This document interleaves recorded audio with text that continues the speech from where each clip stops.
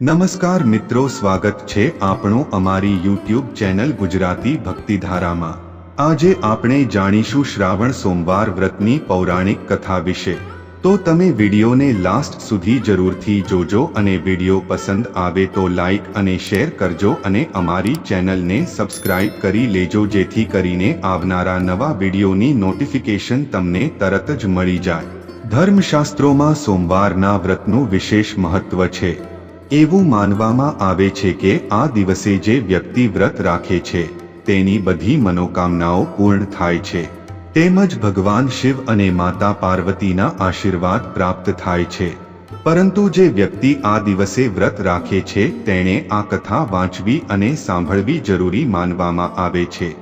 એવું માનવામાં આવે છે કે આ કથા વાંચ્યા વિના વ્રતનું ફળ પ્રાપ્ત થઈ શકતું નથી। તો ચાલો જાણીએ શ્રાવણ સોમવાર વ્રતની પૌરાણિક કથા। એક શહેરમાં એક શાહુકાર રહેતો હતો। તેમના ઘરમાં પૈસાની કોઈ કમી ન હતી, પરંતુ તેમને સંતાન પ્રાપ્તિ ન હતી, જેના કારણે તે ખૂબ જ ચિંતિત હતો। પુત્ર પ્રાપ્તિની ઈચ્છાથી તેઓ દર સોમવારે વ્રત રાખતા અને પૂર્ણ ભક્તિ સાથે શિવ મંદિરમાં જઈને ભગવાન શિવ અને પાર્વતીની પૂજા કરતા। માતા પાર્વતી તેમની ભક્તિથી પ્રસન્ન થયા અને ભગવાન શિવને તે શાહુકારની ઈચ્છા પૂર્ણ કરવા વિનંતી કરવા લાગ્યા।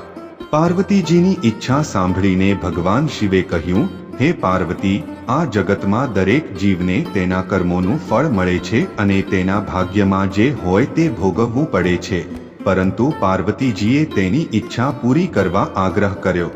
માતા પાર્વતીના અનુરોધ પર ભગવાન શિવે શાહુકારને પુત્ર પ્રાપ્તિનું વરદાન આપ્યું, પણ સાથે કહ્યું કે આ બાળકની ઉંમર માત્ર 12 વર્ષની હશે।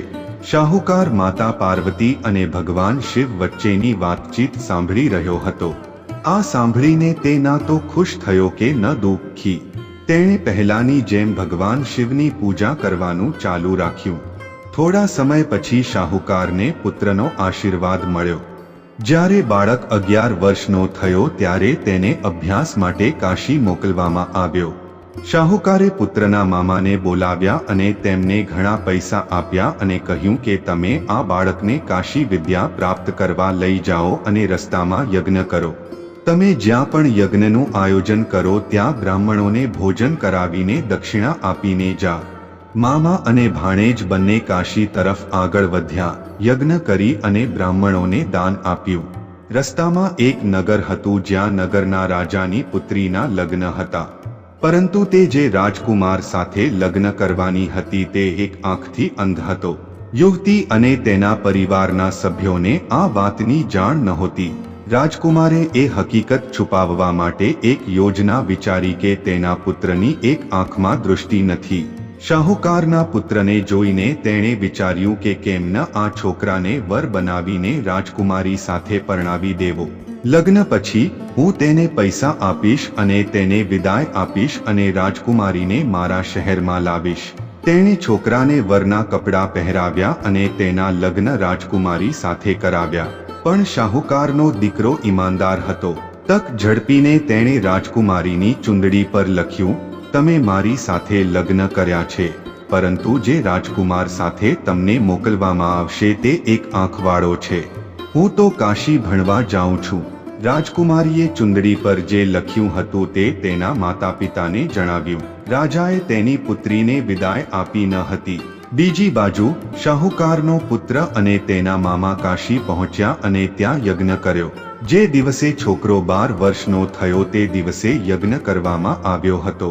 છોકરાએ તેના મામાને કહ્યું કે તેની તબિયત સારી નથી। મામાએ કહ્યું, તમે અંદર જઈને સૂઈ જાઓ। ભગવાન શિવના વરદાન મુજબ થોડી જ વારમાં બાળકનું અવસાન થયું। પોતાના મૃત ભાણેજને જોઈને તેના મામા શોક કરવા લાગ્યા। યોગાનુયોગ એ જ સમયે ભગવાન શિવ અને માતા પાર્વતી ત્યાંથી પસાર થઈ રહ્યા હતા। પાર્વતીજીએ ભગવાનને કહ્યું, સ્વામી, તેમના રડવાનો અવાજ હું સહન કરી શકતી નથી। તમારે આ વ્યક્તિની વેદના દૂર કરવી જોઈએ। જ્યારે ભગવાન શિવ મૃત બાળકની નજીક ગયા ત્યારે તેમણે કહ્યું કે તે એ જ શાહુકારનો પુત્ર છે જેને મેં તેને 12 વર્ષ જીવવાનું વરદાન આપ્યું હતું। હવે તેના જીવનનો અંત આવી ગયો છે।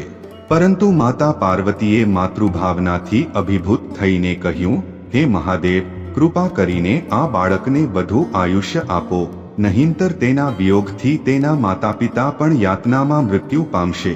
માતા પાર્વતીની વિનંતી પર ભગવાન શિવે છોકરાને જીવતા રહેવાનું વરદાન આપ્યું. ભગવાન શિવની કૃપાથી તે છોકરો જીવતો થયો. ભણતર પૂરું કર્યા પછી છોકરો તેના મામા સાથે તેના શહેર તરફ ગયો. બંને ચાલવા લાગ્યા અને એ જ શહેરમાં પહોંચ્યા જ્યાં તેમના લગ્ન થયા હતા. તેણે તે શહેરમાં યજ્ઞનું આયોજન પણ કર્યું હતું. છોકરાના સસરાએ તેને ઓળખ્યો અને તેને મહેલમાં લઈ ગયો. તેનું મનોરંજન કર્યું અને તેની પુત્રીને વિદાય આપી. અહીં શાહુકાર અને તેની પત્ની ભૂખ્યા અને તરસ્યા પોતાના પુત્રના આવવાની રાહ જોઈ રહ્યા હતા. બંનેએ પ્રતિજ્ઞા લીધી હતી કે જો તેમને તેમના પુત્રના મૃત્યુના સમાચાર મળશે તો તેઓ તેમના દેહનો ત્યાગ કરશે. પરંતુ તેમનો પુત્ર જીવિત છે તે સાંભળીને તેઓ ખૂબ જ ખુશ થયા. તે જ રાત્રે ભગવાન શિવ વેપારીના સ્વપ્નમાં દેખાયા અને કહ્યું, હું તમારા સોમવારના વ્રત અને વ્રતની કથા સાંભળીને પ્રસન્ન થયો છું અને તે જ રીતે જે કોઈ સોમવારનું વ્રત કરી વ્રતકથા વાંચે છે અથવા સાંભળે છે તેને દીર્ઘાયુ પ્રદાન કરું છું, તેના બધા દુઃખ દૂર કરું છું. જો આ વિડિયો પસંદ આવ્યો હોય તો લાઈક, શેર અને અમારી યુટ્યુબ ચેનલ ગુજરાતી ભક્તિધારાને સબસ્ક્રાઇબ કરવાનું ભૂલતા નહીં. જય હિન્દ, જય ભારત.